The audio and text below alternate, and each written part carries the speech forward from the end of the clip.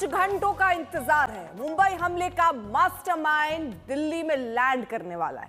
जांच एजेंसियों के अफसर 26/11 के गुनहगार को अमेरिका से लेकर आ रहे हैं। दिल्ली में गृह मंत्रालय से लेकर एनआईए मुख्यालय, तिहाड़ जेल, इन सब जगह पर भारी हलचल है। जैसे ही तंवर राणा दिल्ली एयरपोर्ट पर पहुंचेगा, जांच एजेंसियां उससे एनआईए को सौंप देंगी। राणा को पहले एनआईए मुख्यालय लाया जाएगा, सुरक्षा कड़ी है, मेडिकल कराया जाएगा। 26/11 केस भी दिल्ली ट्रांसफर किया जाएगा और राणा को दिल्ली के कोर्ट में सबसे पहले, क्योंकि जैसे आप अपने अंडर लेते हैं 24 घंटे के अंदर कोर्ट के सामने रखना होता है और ऐसे में कोर्ट के सामने भी उसे पेश किया जाएगा। तो दोपहर बाद आतंकी तंवर को दिल्ली लाया जाएगा स्पेशल विमान से।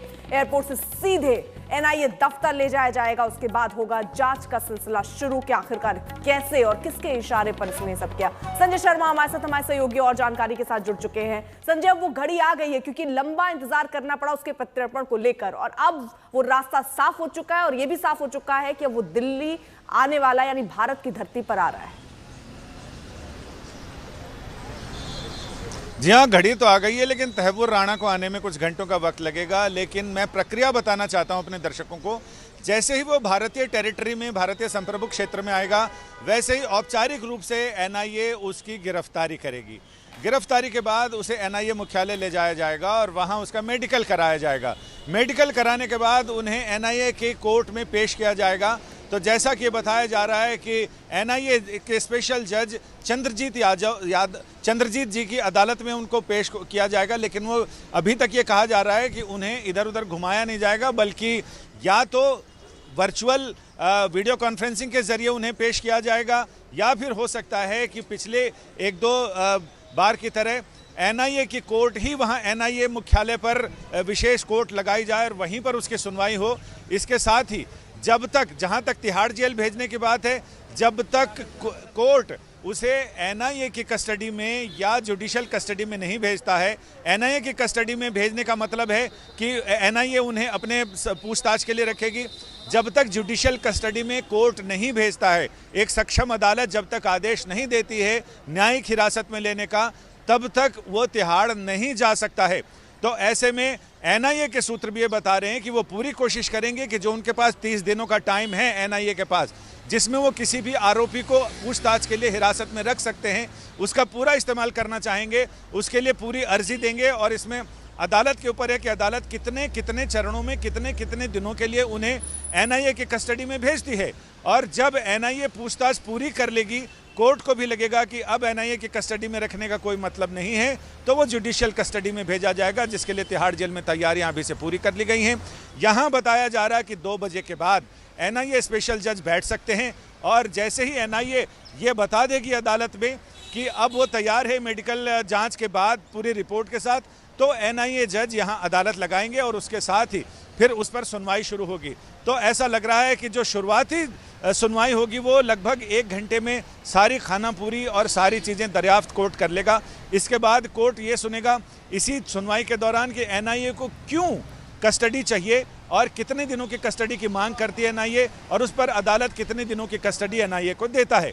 तो तहव्वुर राणा से बहुत सारी चीज़ों पे पूछताछ करनी है, तो जाहिर है ऐसे में हो सकता है कि 10 दिन की कस्टडी मांगे, 7 दिन की मिले, तो कई चरणों में कस्टडी मिलती रहती है और ऐसा प्रावधान है जिसमें मैक्सिमम 30 दिनों की कस्टडी एनआईए को मिल सकती है पूछताछ के लिए।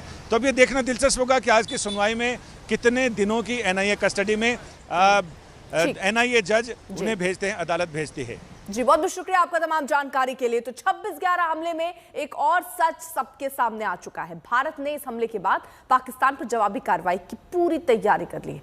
सेनाएं तैनात हो चुकी थी, लेकिन कूटनीति के तहत यह हमला नहीं किया गया।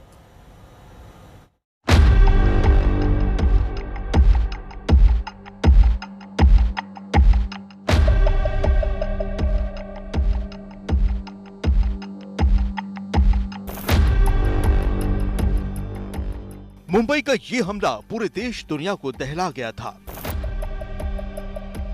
पूरे 60 घंटे तक मुंबई दहशत की गिरफ्त में रही थी और कुछ ही घंटों के भीतर ये भी साफ हो गया था कि इस बड़े हमले के पीछे नापाक हाथ पाकिस्तान का है, जिसने समंदर के रास्ते 10 आतंकियों को मुंबई भेजा था, जिन्होंने एक साथ कई जगहों पर हमले किए थे।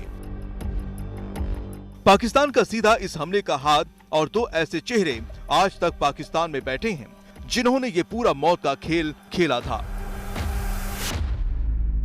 इनमें पहला है हाफिज सईद, जिसने ये पूरी साजिश रची थी और वो इसके अमल पर नजर रखे हुए था। उसके लश्कर तैयबा के आतंकियों ने ही ये हमला किया था। दूसरा शख्स था जैबुद्दीन अंसारी उर्फ अबू जुंदाल, जो पाकिस्तान में बैठकर मुंबई आए 10 आतंकियों को निर्देशित कर रहा था। तहव्वुर राणा ने हथियारों की व्यवस्था की थी, जो अब भारत लाया जा रहा है। राणा को लाना भी मुश्किल था, उसके खिलाफ तमाम सबूत जुटाए गए।